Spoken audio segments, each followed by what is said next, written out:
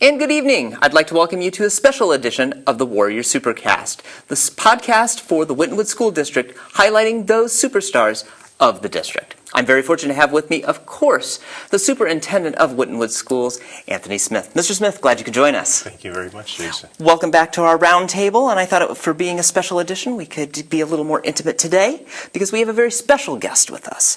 Mr. Smith, who did you bring along with us today? Well, you find people that care about who you are, but when they care about everything that you're fighting for, those are the people that we want around our children and our staff. And I was introduced to Dr. Cuppoletti by Mr. Birdie, a board member. We met him, me and Mrs. Denny, and we fell in love with this guy instantaneously. And so we're going to have him just kind of give you just some of the reasons of why he supports Wynwood City Schools and how he's been an advocate for public education since the day he was born. Well, welcome to SuperCast, Dr. Cuppoletti. We are very fortunate to have you with us as a part of our Warrior team here. Obviously, we've got a little bit of an issue coming up, and I don't mean that in a bad way. We have something called Issue 50 that is up on the ballot, and what we've been discussing the last 2 months is the impact. Now that you've joined our Warrior status, we've gone through your resume before the podcast began in regards to the many years of achievement that you have, 25 plus years in education. Obviously, you know what's going on in the minds of those around you. Issue 50 is something very serious that obviously we're facing. Winton Woods is a very unique district. What made you, other than being a Green Hills resident right now, what made you that draw to say, I need to devote my time to the Wynwood School District? Well, I've lived in the district for a very long time, even before Wynton Woods and Green Hills merged in 1991. My children went to district schools. My son graduated and is a PhD aerospace engineer taking classes at Wynton Woods High School. So I've long been impressed by the quality of the education available at Wynton Woods. Why did I get involved and take my time, which is always stretched a little thin? Because these are all our children. And our children will be here long after we're gone. Mm-hmm. And whether I'm working with the high school or with the two-year colleges or with associations of faculty at the state level, or working with working at UC to help bring more opportunities in, I keep that one thing in mind, that these are all our children. Mm-hmm. They are all moving forward after us. They're going to be our doctors. They're going to be our policemen. They're going to be the people who manufacture our goods. They'll be our politicians. And we need to give them a good foundation. Other than a solid support, which it was exactly what that is, in what capacity are you giving of your time? Because obviously, we were just kidding. You may not be getting a paycheck, but you're giving valuable information to our students. So at the university level, my wife and I support a program called Generation One House, which is a program that graduates children from who qualify for federal grants because they have low family incomes. They are doing outstanding job. They're graduating at 92%, 89 or 87 to 92%, because they have that extra help from each other, mm-hmm. from the administration, and from counselors. When I come to Wynton Woods, I'm looking for those same kinds of things. That is, does everyone have a fair chance? Does everyone have an equal chance? Some ideas that they do come from the statistics. Statistics, they're numbers. Well, some of the statistics are that the students are graduating 9% higher than the average in this sort of new tech environment that they have. Their test scores in the new tech environment are 9% higher. When the students leave the new tech environment, they're graduating from four-year schools at a 92% rate, which is really fantastic. That is really outstanding. And the reason they're doing it is because they're starting off in problem-based learning or project-based learning. And in this environment, they have to work together. Sure. In this environment, they're expected to succeed. That is, they have their work ethic. And they're not only expected to succeed by the teachers and by their peers and by themselves, they actually do succeed. Every problem they take on results in a product, just like the real world. Sure. It reminds me very much of when students, high school students or college students or medical students or graduate students came into my lab. They were assigned a problem. They had to work within our team to solve it and come out at the end with a project. They used that project to further their educational goals. They got into graduate school, they got into medical school, or they became better doctors or better scientists.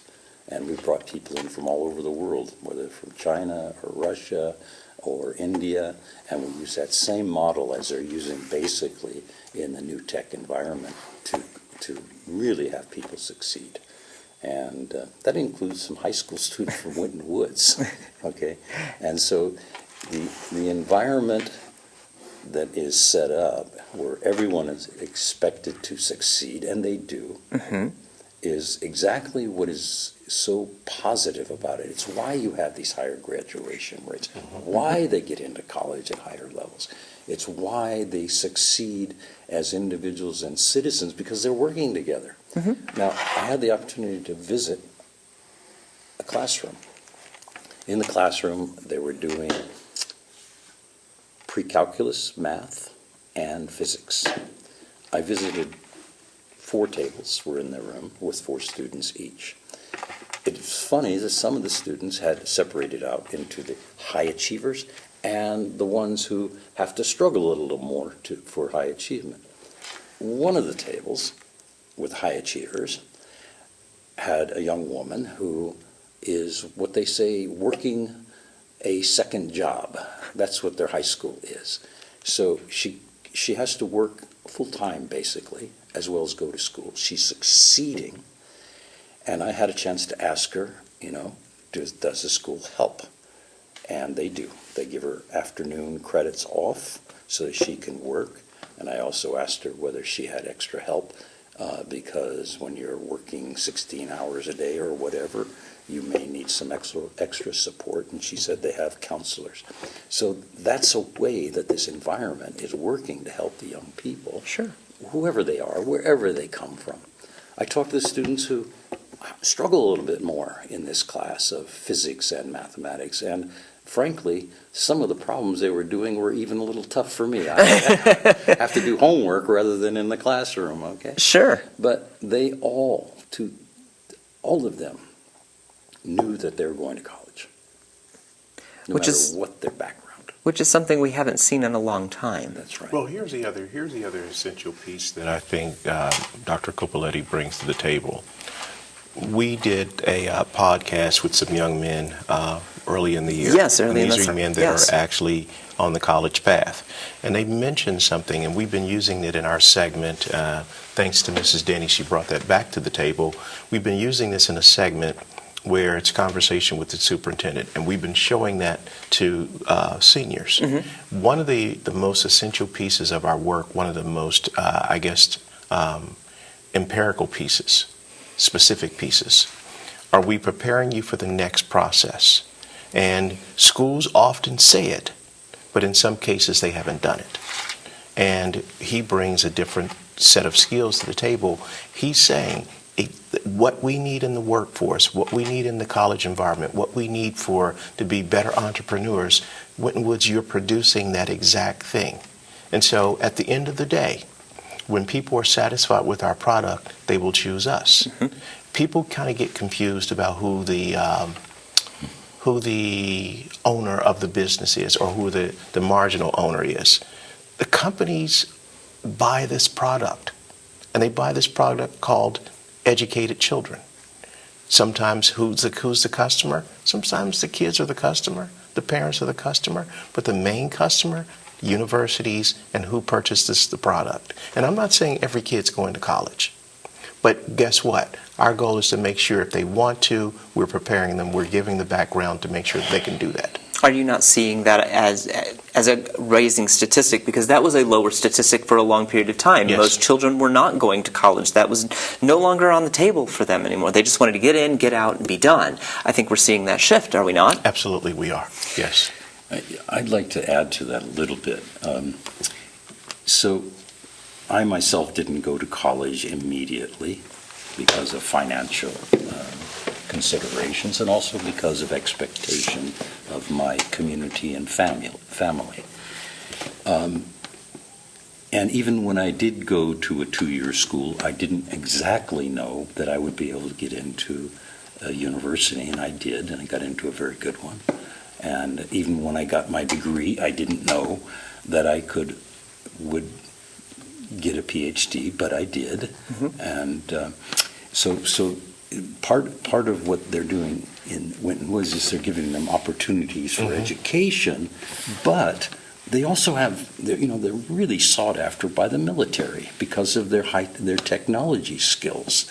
And so the military comes to Winton Woods and brings robotics with them, hoping to recruit more people right into the military so that they can move forward, because we actually need it for the national defense. Now, after that, they'll get further education perhaps, or not.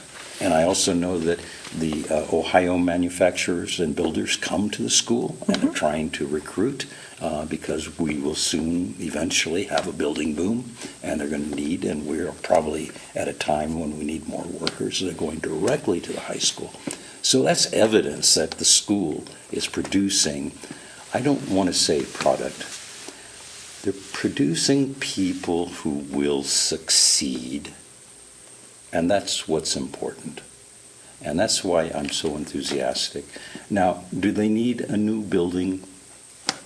I think I should say something about that, if I may. You may. We are here on SuperCast for the special edition with Mr. Smith and Dr. Cuppoletti here discussing the future that is going on. And we did bring up a little bit of issue 50.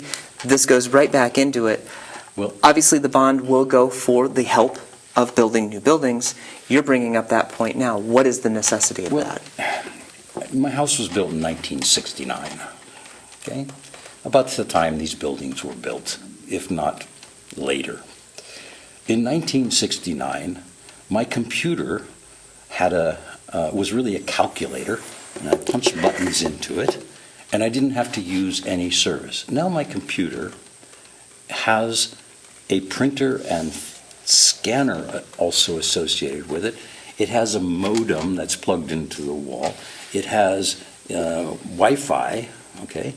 And in fact, I have so many wires, I'm lucky I haven't burnt my house down. I wanted to take a picture of that. And now you see we have schools that every student has a computer. Every school student has Wi-Fi coming into the school. They're connected to the World Wide Web. That's how they're learning. That's how they're able to solve these problems. It's information. Technology is really, really important. So they're stuck with 1968, 1969 electrical. That's just one problem. Okay. The buildings also have open doors everywhere. That creates a huge security problem. We don't have to talk about Sandy Hook, right? Sure. Right? We want to have our young people safe and our teachers safe. And there's no way to guarantee that, but at least they can build the schools now with better built-in security. I mean, those are just two of the problems. Some of the advantages are that there will be a building boom. There will be improvements in the community because of that. And if the bond levy passes, they won't have to keep dipping into the budget for repairs. And when you dip into the budget for repairs, you cut into the instructional budget, and they'll have to do less or do more with even less. And we don't want that for our young people. Sure. We've mentioned that you are from the district area, and your son was a graduate of the area. Was I correct in that understanding? Okay, let's bring son of his graduation year to if he were a student of Wynwood's product today. He is a warrior through and through, product of the community. However, what would his differences be, and how would issue 50 affect him today? Okay, so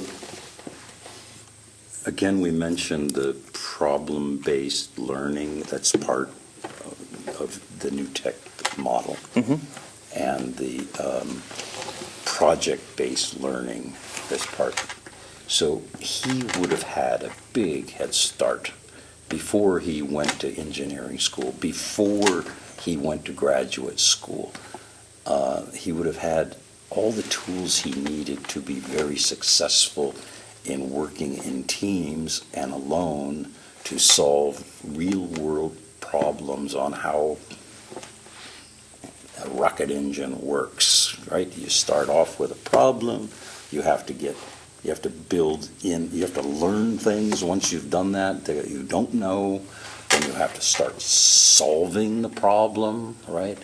And then as you work with others, you get the problem nearly solved, and then you present it, and then upon presentation, you go back and you get feedback of what could I have done better. That is the process that occurs in research and higher education and virtually in every aspect of human endeavor. And that's what they get here. As you can see, as a product of the community and as a product of the warrior nation, this is what you're bringing to the table. You're bringing real-life experience. Again, your son has gone through it. Old school, but you're seeing the new school. Mr. Smith, obviously you needed to be the handshake to say, Dr. Cuppoletti, come along. In our final moments here to end, what was that final bridge, that final handshake that says, Dr. Cuppoletti, we need you as a part of our team? I think the final bridge for all of us, after we met him, it was about his genuine spirit, that he cares about children, but he also cares about the future of this community. And the only way that you build a better community is by building a better school. So we have never been out there on our own as a single entity saying it's about school. School is community, and community is school. And that's the way we piece it together. It seems like he had been with us all the time. We didn't know him, but it seems like he had been there with us all of the time. I know that my community engagement coordinator, Mrs. Denny, feels the same way that I do. I feel like I've been knowing him for many, many years because we share the same vision. And when you have someone, Jason, who has a unique spirit and a very, very strong passion about education and reforming education, I believe one of the essential pieces of this conversation today, if we were not on the right track, he would tell us. He would tell us because he's seen where we can go, and the sky is the limit for us because we're making sure that our children are ready for 21st century experiences. I think that since you had brought it up as a means of a product, yes. You have someone, as you were saying, getting a presentation. That presentation was presented to you. Now you're looking at as the person, maybe not necessarily purchasing the product, but one sampling the product. It goes full circle. And yes, we're using a business analogy, but sometimes the best analogies are the ones that we can see in our everyday lives. I don't want to say our children are that product, but they learn from the product. Yes, they do. And I think that if there's anything we've learned today is that the community still can and needs to be involved in our schools and in this district and in times when we're asking for help.